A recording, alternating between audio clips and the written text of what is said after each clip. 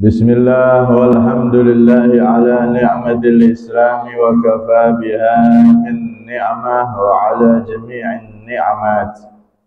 Asyhadu an la ilaha illallah wahdahu la syarika lah. Syahadatan tunji qailaha min naril muhriqat. Asyhadu anna sayyidana Muhammadan abduhu wa rasuluhu ila sairil makhluqat.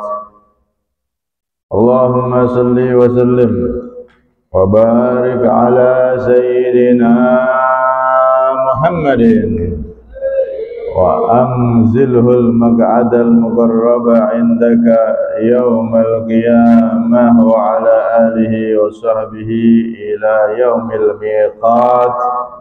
Rabbi syrah li sadri wa yassir li amri wahlul 'uqdatam min lisani yafqahu qawli waj'al li waziran min ahli wa saddid lisani wahdi qalbi bi haqqi sayyidina Muhammadin nabi sallallahu alaihi wasallam. Isturakum ya ahli dargi wa ya al batin wa ya al nabdi wa ya al nur. Amma ba'd. Hadirin jamaah semuanya yang dirahmati oleh Allah Subhanahu wa taala, alhamdulillah. Allah Subhanahu wa taala memilih kita kembali untuk bisa hadir di masjid yang mulia ini. Sama-sama mari kita niat beriktikaf di dalam masjid dan juga kita niat sama-sama menghidupkan ilmu yang menjadi warisan Nabi Shallallahu Alaihi Wasallam. Semoga dengan itu kumpulnya kita di sini membuahkan kumpulnya kita kelak di sana di surganya Allah Subhanahu Wa Taala, dan semoga kita semua diberi panjang umur, sehat walafiat, terkabul, dimudahkan segala hajat, semakin istiqamah, dan nanti diberi kesempurnaan husnul khatimah. Amin Allahumma amin. Husnul khatimah ini kesuksesan yang paling tinggi. Makanya setiap majelis kita berdoa agar setelah umur panjang, sehat walafiat, benar-benar dikasih husnul khatimah. Amin Allahumma. Kita sampai pada hikmah yang ke 122. Qala al-musannif radhiyallahu anhu wa nafa'ana bihi fid dharain amin. Kun bi awsafi rububiyyatihi muta'alliqa wa bi awsafi ubudiyyatika lahu mutahaqqiqa. Kun, jadilah engkau wahai manusia bi awsafi rububiyyatihi, dengan sifat-sifat ketuhanan yang dimiliki oleh Allah, muta'alliqan, menjadi orang yang selalu bergantung, wa bi awsafi ubudiyyatika, dan dengan sifat-sifat penghambaan yang ada pada dirimu, lahu, terhadap Allah, mutahaqqiqan, adalah orang yang menjadikan nyata atau memperhatikan dengan jelas dan betul-betul. Hendaknya kita semua itu selalu bergantung dengan sifat-sifat ketuhanan yang dimiliki oleh Allah, dan hendaknya kita itu selalu menyadari sifat-sifat penghambaan kita terhadap Allah. Awsafu rububiyyatillahi katsira, sifat-sifat yang dimiliki oleh Allah sebagai Tuhan itu banyak. Walakinnaha taltaqi fi sifatil ghina wal izzi wal qudrah wal quwwah. Syekh Al-Buti radhiyallahu anhu mengatakan sifat-sifat yang dimiliki oleh Allah sebagai Tuhan itu banyak, tapi semuanya itu bertemu bermuara pada 4 sifat.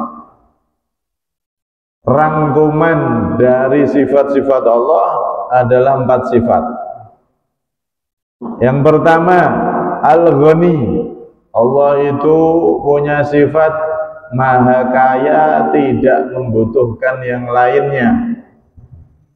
Kekayaan Allah mutlak, dan Allah tidak membutuhkan kepada apapun dan siapapun. Mau manusia taat, Allah nggak butuh. Mau manusia maksiat, Allah nggak butuh. Semuanya tidak ada yang dibutuhkan oleh Allah. Bahkan manusia itu sendiri yang butuh kepada Allah Subhanahu wa ta'ala. Sampai-sampai disebutkan dalam hadis qudsi, tadi pagi kita udah baca di Muhajirin sana. Ya ibadi, wahai hamba-hambaku, lau anna awwalakum wa akhirakum wa jinnakum wa insakum kanu ala atqa qalbi rajulin wahidin minkum. Andaikan kalian semua itu, wahai hamba-hambaku, dari yang awal sampai yang akhir, dari Nabi Adam sampai orang terakhir, dari manusia, jinnya, semuanya ala atqa qalbi rajulin, mempunyai hati yang paling bertakwa, seseorang yang paling bertakwa minkum dari kalian, maka itu semua tidaklah bermanfaat untuk Allah Subhanahu wa ta'ala, melainkan manfaat ibadah kita adalah untuk diri kita masing-masing.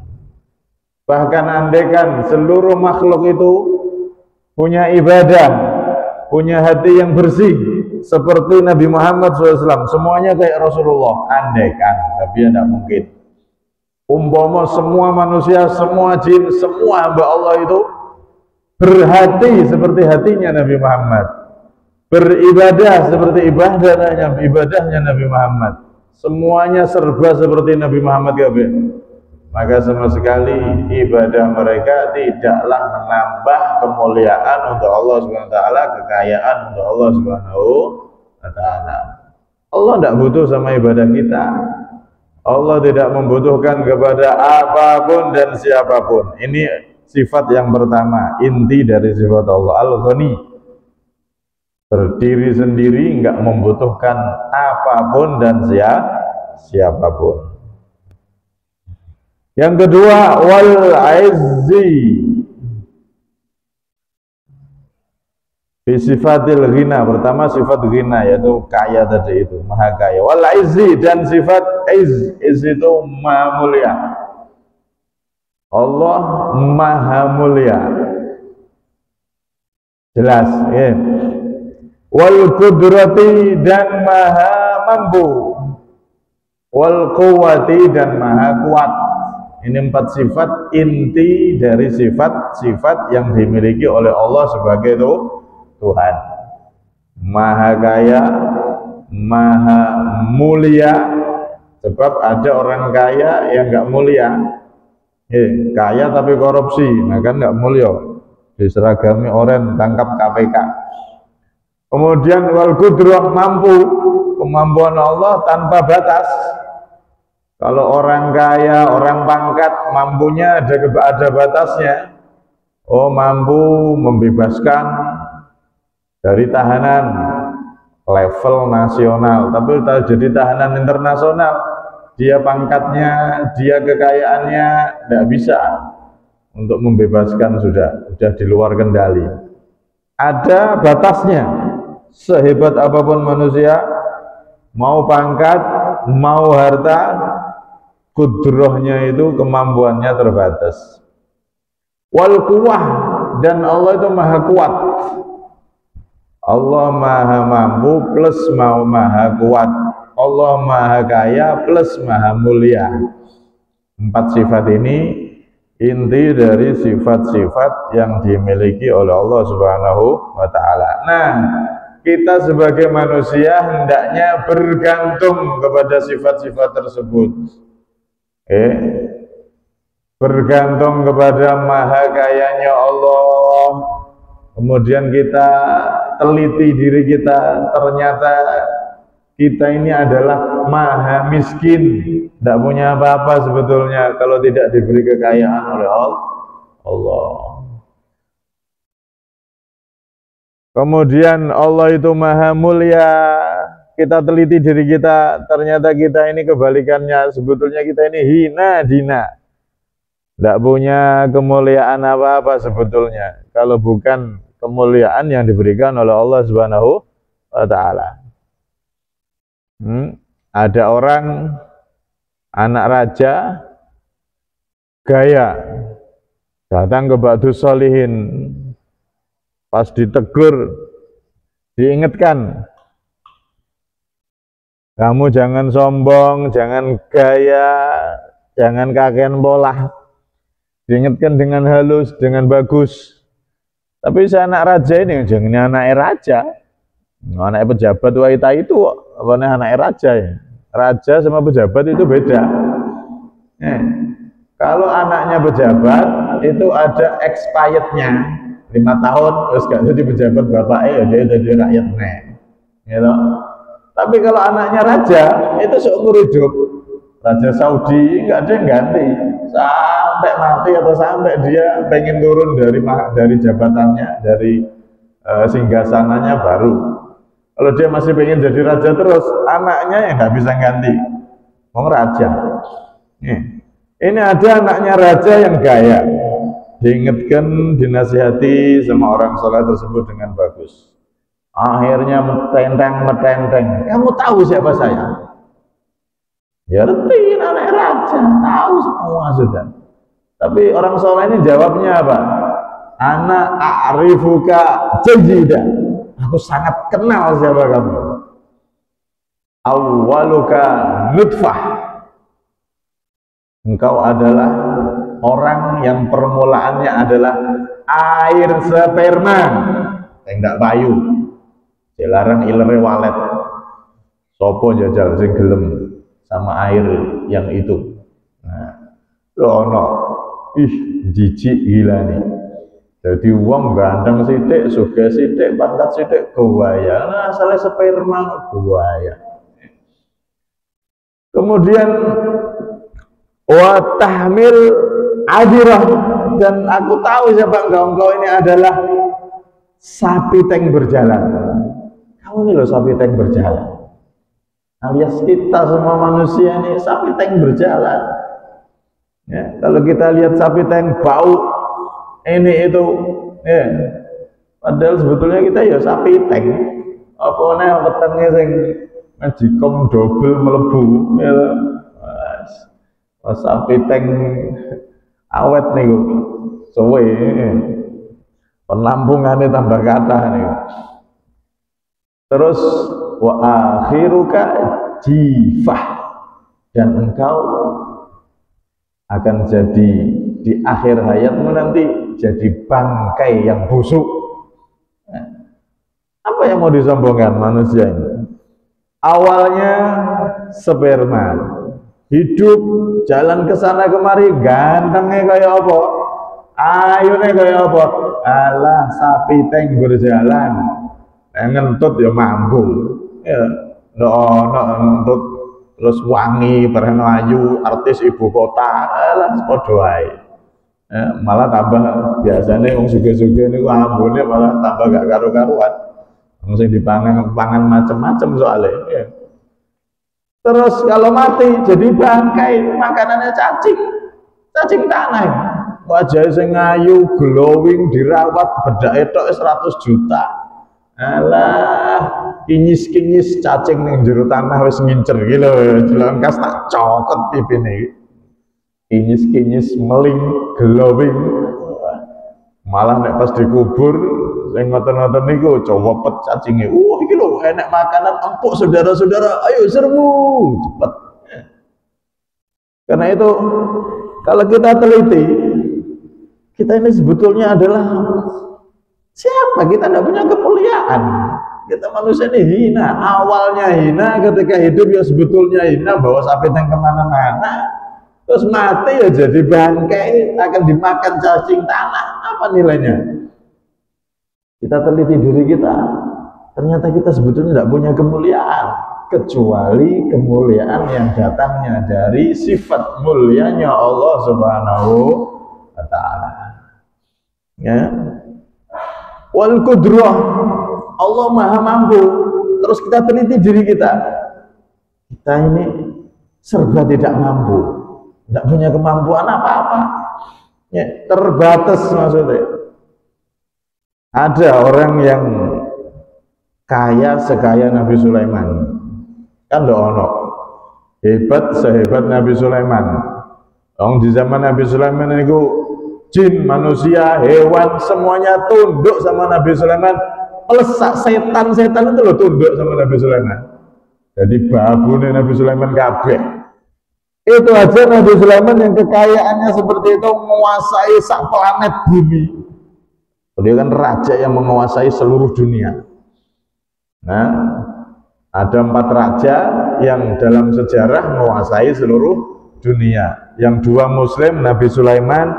Yang kedua Raja Dzulqarnain yang ada di surat Al-Kahfi. Kemudian yang 2 ini kafir, tidak beriman, yaitu Namrud dan Bukhtansor. Ini 4 raja yang dulu menguasai dunia. Nah, Nabi Sulaiman menguasai dunia. Pernah suatu ketika beliau itu izin sama Allah, ya Allah, kula minta izin Gusti. Lah apa Sulaiman? Kula pengen nek asal 1 hari aja, saya pengen ngasih makan seluruh penduduk bumi, seluruh rakyat saya ini. Oh, emangnya kamu mampu? Ya, ini, kalau diizinkan ya Allah 1 hari atau berapa hari sudah akan saya siapkan itu semua. Ya wes, siap wes. Bener, Nabi Sulaiman membuat wadah yang begitu besar. Untuk ngelas piye, aja takok niku untuk ngelas piye. Soalnya niki Nabi Sulaiman ini pasukannya jin, macam-macam. Lah nek wong biasa mawon iso gawe candi Borobudur Prambanan dengan bantuan jin-jin seperti itu, iso wis apalagi Nabi Sulaiman. Beliau buat wadah napa niku ompreng napa sing kangge masak niku. Wajan lah gampangnya. Gede raksasa. Terus masak beliau. Masakan raksasa ini sudah. Tujuannya apa? Biar rakyat beliau dari orang-orang yang hidup ada di dunia itu, mau hewannya, mau manusianya atau apanya, mau dikasih makan oleh beliau. Saat itu masak pengen untuk penghuni laut dulu, para ikan-ikan dan lain-lain. Ini masak pertama untuk penghuni laut. Dimasak masaknya lama, berhari-hari, berminggu-minggu nyiapno masak ini. Setelah mateng, oh itu belum apinya dan lain-lain, terus dawa prosesnya. Namanya pas mantu mawon dawa gitu. Sedina seweng sing rewang sampai kesel kabeh. Niku wong biasa, ana sing presiden, pejabat sing resepsine seminggu 10 dina. Alah. Ini pengei per seluruh penduduk yang ada di laut. Mau cumi-cumi, mau ikan cupang, mau ikan tongkol kabeh dikek mangan kabeh sama Nabi Sulaiman. Disiapno, sudah siap, dipanggil, penduduk laut, silahkan makan. Hari ini rezeki dari Allah nggak ada. Saya yang jadi perwakilannya Allah, diizini oleh Allah untuk ngasih makan kalian semua yang ada di laut. Subhanallah, ada satu ikan raksasa gede, napa? Gede nih pol, bukan cuma gede tapi gede. Ikan paus yang paling gede muncul muncul langsung nyosor dan wajan besar tadi itu disosor set sekali baru paus itu entek tablas. Wes Nabi Sulaiman, aduh iki lagi paus siji urung bolone paus sing sik nemburi kae urung anake urung pak dene urung aduh akhirnya angkat tangan, ya Allah saya nggak mampu ya Allah, baru satu paus saja persiapannya masaknya mangannya kayak gini wes tidak mampu ya Allah, Engkau yang maha mampu ya Allah mengasih rezeki seluruh makhluk. Subhanallah. Kalau kita mau teliti, Allah maha kudroh, maha mampu, dan kita ini tidak mampu sama sekali. Bahkan Nabi Sulaiman angkat tangan lagi ngasih makan paus terus entah. Dikira wis cukup. Dikira penduduk laut itu akan kena bagian kabeh. Terus saat ini presiden punya apa nih program MGZ, makan bergizi. Nah, makan bergizi untuk anak-anak sekolah. Diperkirakan akan yang dapat sekian, dananya sekian. Ya tetap enak sing rak kebagian. Manusia itu kemampuannya terbatas. Nah, kita setiap saatnya itu disuruh seperti itu. Melihat maha mampunya Allah, Allah maha mampu, ya Allah, Gusti Allah ngai rezeki mampu, mau manusianya, mau hewannya, bahkan tumbuh-tumbuhannya, semua yang hidup, bahkan yang ada di dalam tanah pun dikasih rezeki semua, cacing-cacing dan makhluk-makhluk yang ada di bawah itu. Ini kita lihat dari ujung sana sampai ujung sana, dodolan kabeh, golek rezeki kabeh, sing dodol sakmono kae, ya mesti payu ae. Walaupun enak sing laris, ana sing ngamplek, tapi wong dodol ya payu ae. Wong golek rezeki ya entuk rezeki ae. Padahal nek cara dipikir toko sakmono akeh. Apane sekarang ekonomi lagi seret ngoten iki. Tapi yo rezekine Gusti Allah, ya Allah mampu memberikan makhluknya rezeki. Kita tidak mampu. Kita ini serba terbatas. Nah, kemudian Allah punya sifat kuwah, dzil quwwatil matin. Allah itu punya sifat kuwah, maha kuat, mampu dan kuat. Kemampuan kekuatan Allah tidak terbatas. Kita hendaknya bergantung pada sifat-sifat Allah tersebut dan kita teliti diri kita. Kita lihat dengan seksama diri kita, ternyata kita ini lemah. Lemah, tidak punya apa-apa kecuali kekuatan yang diberikan oleh Allah. Anak wong gagah kuat ala ya anak batas sih, boten sakit terus sak karepe dhewe ndak iso. Kekuatannya ada batasnya. Enten batas sih.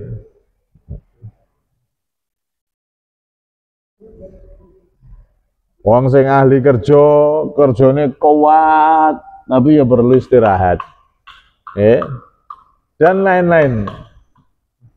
Slide.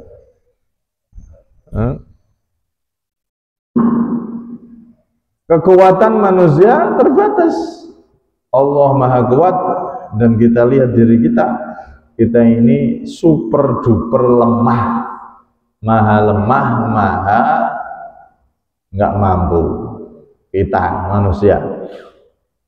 Nah, kalau sudah seperti ini, kita selalu bergantung dengan sifat-sifat mulia yang dimiliki oleh Allah. Allah maha kaya, kemudian kita lihat diri kita ini maha miskin, tidak punya apa-apa, naga dikai Gusti Allah. Allah maha mulia, kita ini maha hina, mau terbuat dari air sperma, nanti mati juga dari bangkai. Kita tidak punya kemuliaan kecuali yang diberi oleh Allah. Allah maha mampu memberikan rezeki kepada semua makhluknya dan lain-lain. Allah maha mampu menurunkan hujan yang begitu hebat, air begitu banyak dan seterusnya. Allah maha mampu, kita maha tidak mampu. Allah maha kuat, kita maha tidak kuat. Nah, kalau orang itu sudah bergantung dengan sifat Allah dan dia mengenal sifat dirinya, maka inilah calon-calon orang yang akan mengenal kepada Allah Subhanahu wa taala, akan menjadi al-arif billah, orang yang kenal Gusti Allah. Man arafa nafsah arafa rabbah. Orang yang kenal kekurangan dirinya, maka dia akan mengenal Allah sebagai Tuhannya yang maha sempurna dan tidak ada kekurangan. Alias dia jadi orang yang kenal Allah. Ini kenapa sih? Wong sing dicintai Gusti Allah, yaitu para wali, orang-orang soleh. Niki prosesnya niki, mereka mengenal siapa diri mereka, sehingga tidak ditemukan jumawa sombong sakarepe dhewe. Karena mereka tahu siapa saya. Saya punya 4 sifat.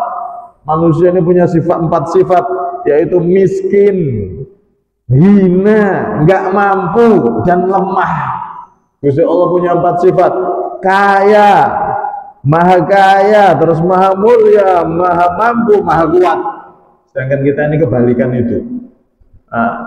Maka jadilah engkau, kata beliau, orang yang berusaha selalu bergantung dengan sifat kemuliaan yang dimiliki oleh Allah, dan berusaha setiap saat mengenali sifat penghambaan yang ada pada diri kita. Kita ini hamba yang tidak punya apa-apa, kecuali semuanya dari Allah Subhanahu wa ta'ala. Semakin kita mengenal diri kita, kita ini tidak mampu, kita ini tidak punya apa-apa, dan seterusnya dalam semua sifat-sifat tersebut, maka kita akan menjadi orang yang arif, orang yang kenal kepada Allah Subhanahu wa ta'ala. Kalau sudah kenal, maka disayang oleh Allah, dicintai oleh Allah, dimasukkan dalam hamba-hamba istimewa, deretan para wali-walinya Allah, orang-orang soleh yang dicintai oleh Allah Subhanahu wa ta'ala.